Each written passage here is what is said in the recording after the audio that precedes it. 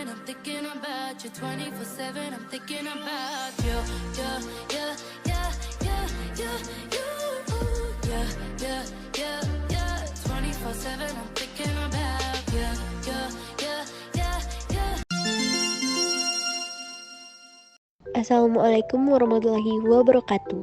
Perkenalkan, kami dari kelompok 9. Pada video kali ini, kami akan mempresentasikan hasil kerja kami mengenai kanal-kanal pada membran sel dalam mata kuliah biologi sel yang diampu oleh Bapak Arde Toganugraha, Sarjana Farmasi, Apoteker, Master of Science. Sebelumnya, izinkanlah saya memperkenalkan anggota-anggota kelompok terlebih dahulu. Anggota kelompok 9 adalah Maulidia Rahma, Clara Laura Lorenza, Vina Rosita, Anggraini Nuansa Fitra, Noni Indren Lestari, Mirdayani, dan Nasma Alia Dia Ulhaq.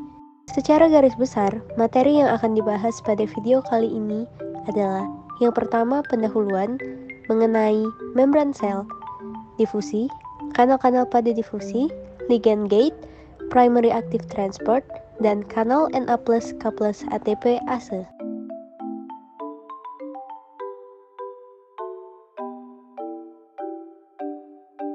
Membran sel adalah membran semi-permeabel pada sebuah sel yang mengelilingi dan membungkus isi sitoplasma dan nukleoplasma.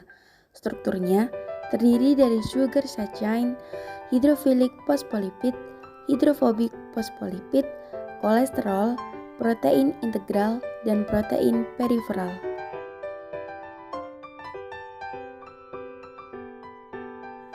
Peran dari membran sel yaitu proteksi, transport nutrien, dan komunikator antar sel. Dan untuk fungsinya adalah difusi, osmosis, transport aktif, endositosis, dan eksositosis.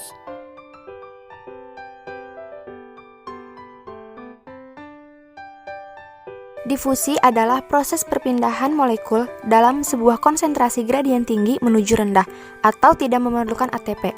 Difusi terbagi menjadi dua, yaitu difusi sederhana dan difusi terfasilitasi. Difusi yang terfasilitasi tetap tidak memerlukan ATP, tetapi butuh izin untuk keluar masuk karena adanya perbedaan gradien. Kanal-kanal pada difusi. Yang pertama, difusi sederhana. Bersifat pasif atau tidak perlu ATP. Kanal-kanal pada difusi. Yang pertama, difusi sederhana. Bersifat pasif atau tidak perlu ATP. Kanal-kanalnya yaitu oksigen, hormon steroid, yaitu progesteron dan testosteron, lipid soluble drugs. Difusi terfasilitasi. Kanal-kanalnya yaitu aquaporin, Leaky atau kanal K+, voltage gated, Na+ dan Ca+, ligand gated, mechanically gated, dan GLUT4. Ligand gate adalah protein membran integral yang paling penting untuk memediasi komunikasi antar sel dan rangsangan seluler, atau dalam hal ini berhubungan dengan otot. Fungsi ligand gated adalah sebagai reseptor dan transduksi sebagai bagian dari molekul protein yang sama. Reseptor asetilkolin diproduksi oleh sel, ada di celah-celah neuron. Reseptor asetilkolin datang ke pintu kanal dan mengaktifkan G-protein. G-protein yang teraktivasi akan mengaktifasi dan membuka saluran ion.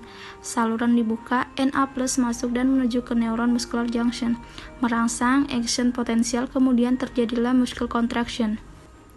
Jika terjadi kelainan, misal tiba-tiba otot tidak bisa digerakkan, hal itu disebabkan oleh reseptor asetilkolin yang gagal mengaktifasi G-protein atau asetilkolin yang tidak diproduksi. Primary active transport.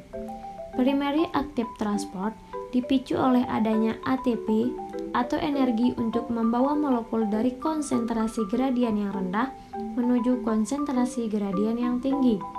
Biasanya dibantu dengan ATPase atau enzim ATPase yang dimana memecah ATP menjadi ADP fosfat. Na+, K+, ATPase merupakan contoh kanal. Kanal ini memindahkan K+ dari luar masuk ke dalam, Na+ dari dalam ke luar. Bagian mana yang kemudian dari rendah ke tinggi? Yaitu K+. Dan Na+ juga keluar karena juga dari rendah ke tinggi.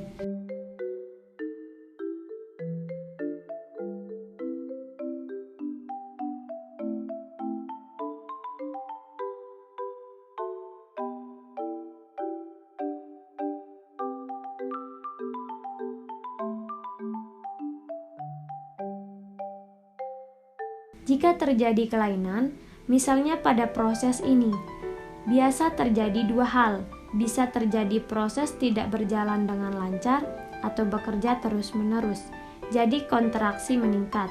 Obatnya dalam farmasi adalah digosin, sehingga terjadi proses kontraksi otot jantung, tapi menuju yang normal, baik dia berada di bawah atau di atas normal.